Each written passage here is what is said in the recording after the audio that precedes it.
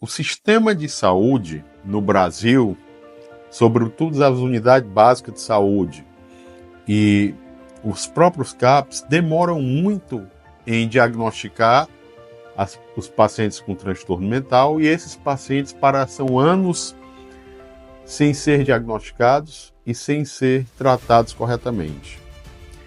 Isso se deve, em grande parte, ao estigma que existe mesmo dentre os profissionais de saúde. Muito foi feito para reduzir o estigma, mas continua vivo na pele de cada um. Eu atendo pacientes, por exemplo, que tomam remédios naturalmente, por terem transtornos, que eles têm medo de ir para o emprego, têm medo de levar um atestado, eles se sentem desconfortáveis pela percepção de qualquer outra pessoa de que eles têm uma doença mental. O que a gente esquece é que a doença mental tem os mesmos mecanismos biológicos em termos de esclarecimento que doenças como diabetes e hipertensão, que são tratadas com mais zelo.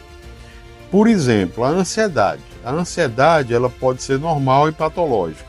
Como assim, doutor André? Pacientes perguntam. É que naturalmente a ansiedade tem que existir. Vou dizer por quê. Porque quando tem muito baixa ansiedade, a atenção e a memória, as funções cognitivas diminuem. Chega a um nível platô, e se tiver mais ansiedade do que isso, a atenção e a memória ficam prejudicadas. O que gera a ansiedade? Há uma estrutura no cérebro que se chama amígdala, que fica mais profunda, que a gente chama subcortical. E a amígdala, ela reage muito, e quem se responsabiliza biologicamente pela reação de luta ou fuga, mesmo em animais inferiores essa reação existe. Então deixa eu explicar para vocês. Se um pássaro entrar no carro de uma pessoa, a pessoa não sabe que é o pássaro, mas ela reage inconscientemente graças à amígdala. Se essa reação da amígdala fica muito constante, muito presente, ativa-se uma região chamada hipotálamo, que se comunica com a glândula mestra, que é a hipófise. Resultado, cortisol aumentado. Cortisol prejudica o funcionamento neuronal e pode até lesar o sistema nervoso central, sobretudo o hipocampo. Então, o que é normal? Depois que tem, vamos dizer, esse pássaro, o hipocampo diz, olha, não é bem assim ameaçador, não, é só um passarinho. E um sistema aqui na nossa testa, que é o córtex pré-frontal medial, tenta controlar a amígdala que está hiperativa e o hipotálamo. Né? Então, esse é o mecanismo da ansiedade. Agora, pode ser muito presente, uma preocupação altamente excessiva, é o que eu tenho visto dos meus pacientes ao longo da carreira, né, de 15 anos. Pode ter suor nas mãos ou frieza nas mãos, problemas de concentração, que às vezes simulam déficit de atenção, sem o paciente ter déficit de atenção, cansaço, fadiga no corpo e na mente. Isso é que acontece com o paciente ansioso. E aí, o que é que a gente tem que fazer? Há diversos tratamentos.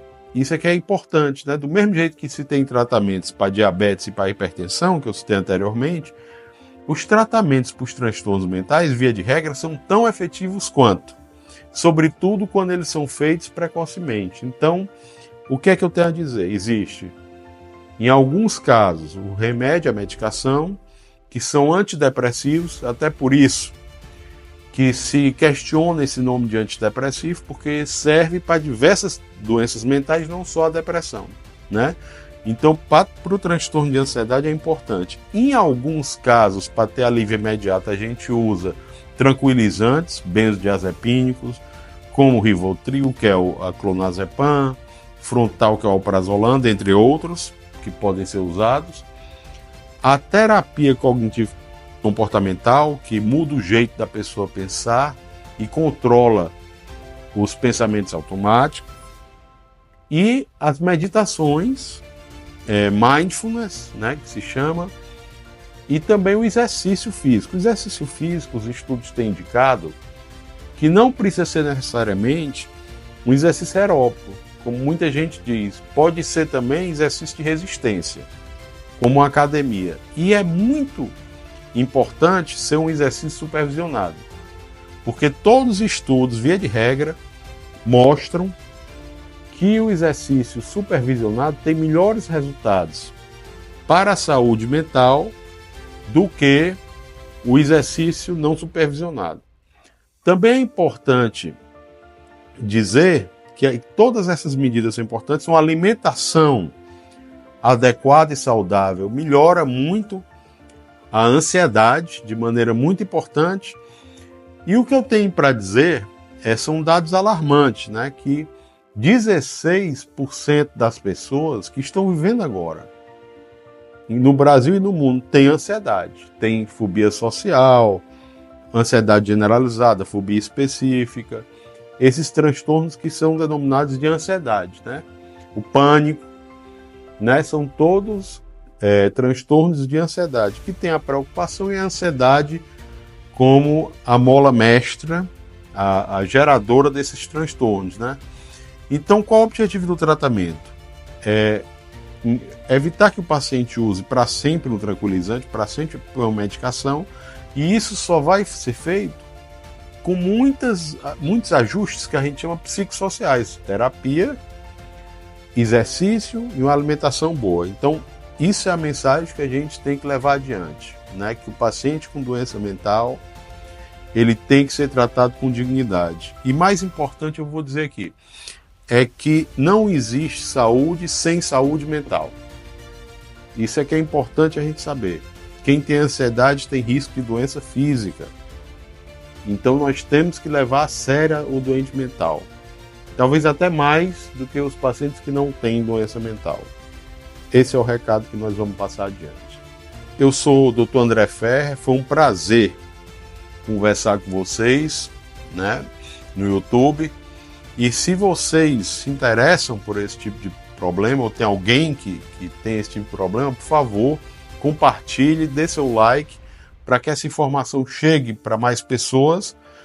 E é isso, até o próximo vídeo.